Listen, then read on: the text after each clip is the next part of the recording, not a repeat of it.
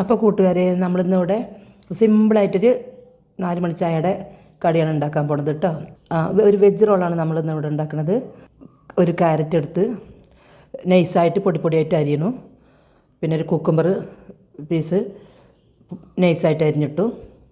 പിന്നെ കാബേജ് അഥവാ മുട്ടക്കോസ് നൈസായിട്ട് തന്നെ അരിഞ്ഞു. ഇനി നമ്മളിതിനകത്തോട്ട് നാരങ്ങ ഹാഫ് എടുത്തിട്ട് ഇതാ പിഴിയണു. പിന്നെ കുറച്ച് സാൾട്ട്, പിന്നെ കുറച്ച് കുരുമുളക് പൊടി കേട്ടോ. ഇത് നമ്മളതിൽ ഇട്ടു. ഇനിയൊക്കെ കൂടെ ഒന്ന് മിക്സാക്കി നമ്മളൊരു കുബൂസ് എടുത്തു. അത് നമ്മൾ കുബൂസ് എടുത്ത് ഈ വെജിറ്റബിൾ മിക്സഡ് നമ്മളതിനകത്തോട്ട് വെച്ചു. കുറച്ച് മായോയും കുറച്ച് ടൊമാറ്റോ സോസും അതിൽ ആഡ് ചെയ്തു. എന്നിട്ട് നമ്മളതിനെ റോളാക്കി എടുക്കണം കേട്ടോ. സിമ്പിളാണ്.